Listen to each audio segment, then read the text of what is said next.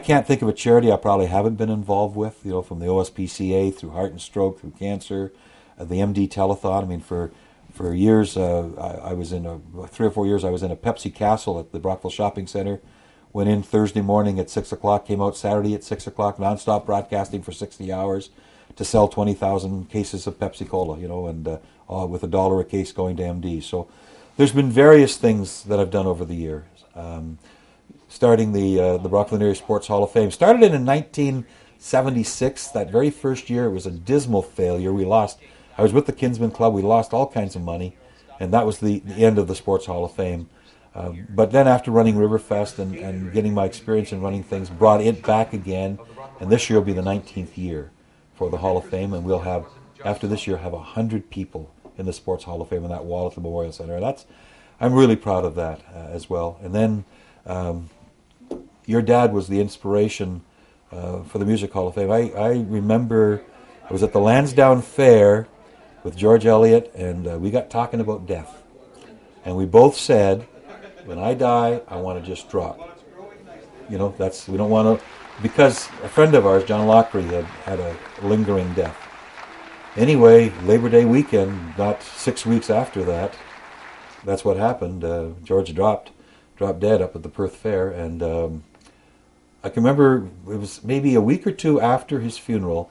I was riding my bicycle to work, and I was thinking about George, and I was just thinking that, here's a guy that contributed so much to our community, and yet he's gone now, and nobody's going to remember that. And so I thought, we got to do something. And I thought, well, music was his love. I mean, that really was what he loved the most. And I thought, well, maybe we can start a Music Hall of Fame. And then I thought more about it. I thought, well, music, maybe we could combine music and arts. And so 6 years ago, we started the Music and Performing Arts Hall of Fame.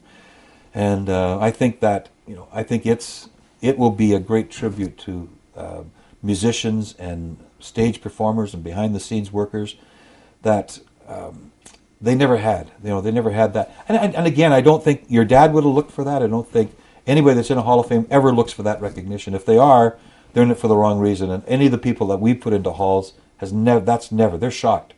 They're honored and they're shocked. And I think your dad would be really honored and pleased that he is in the Brockville Area Music and Performing Arts Hall of Fame. So I'm really proud of that as well.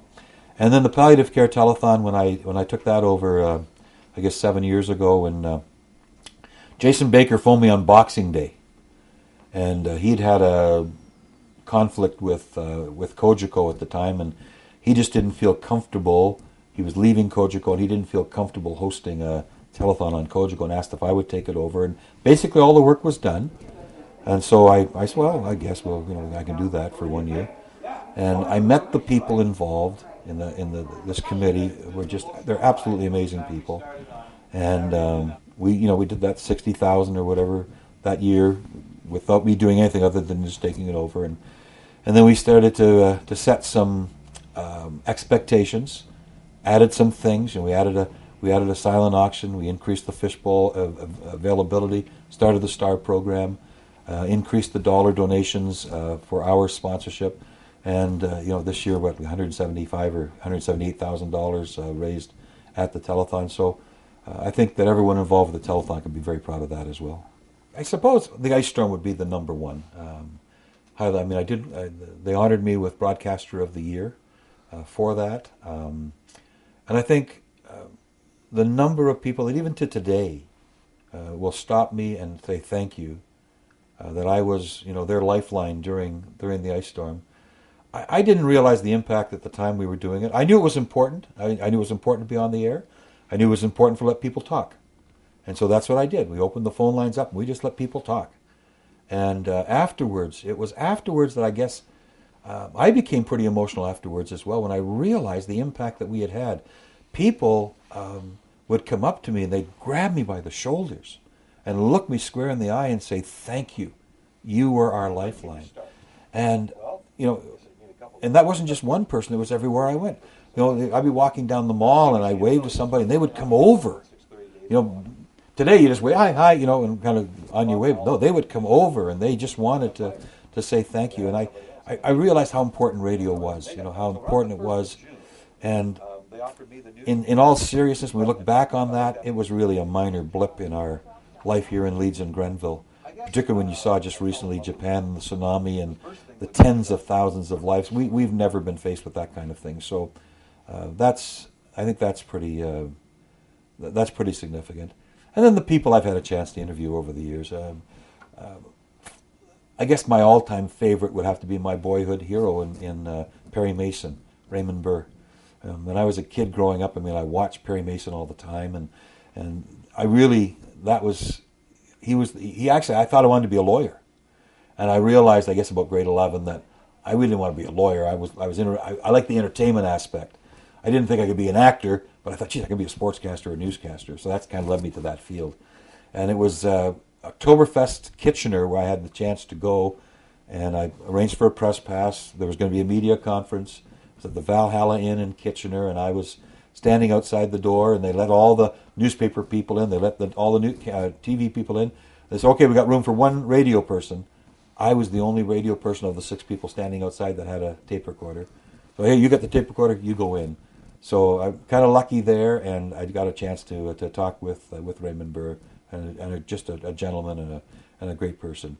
And then interviewing Peter Jennings, who started his career here at the 75th anniversary of the station 10 years ago, and talking to him, and he just spoke so highly of Brockville. And I remember he used to come back every year and visit Tom Statham. And he had a cottage out on the lake, and he was here for an anniversary of Rotary, maybe, and was a guest speaker. And I got a picture of Peter Jennings and his kids and my kids outside the radio station here that I cherish very much. I'm a great sports fan, so I've had a chance to interview, in hockey, Wayne Gretzky, Bobby Orr, all my favorite Leafs, Davey Keon, Timmy Horton, all of that particular gang. Lots of baseball players, movie stars. I have really been fortunate. Well, I hope. I've always said, Dale, I'll do this job as long as the station feels that I'm contributing, and I hope that I'm still contributing today. I mean, I'm still involved in lots of stuff. I haven't dropped off of very much, and I think as long as I can physically do the job and mentally do the job, that I'll stay here. There is an age 65 mandatory retirement, so that's coming up in 3.5 years. But stations do have the opportunity to invite people back, and if they ask me, I would probably look at that and just see where I'm at the time. Maybe something like what Max Keeping's doing now. Yeah, it could be. Yeah. I think. Community involvement is an important part of my life. My parents were great influences in that, and certainly Tom Statham and Jim Chapman in my early years at the station showed me what it was all about. And I just hope that I've been able to represent the radio station and this community well in my 40 years here.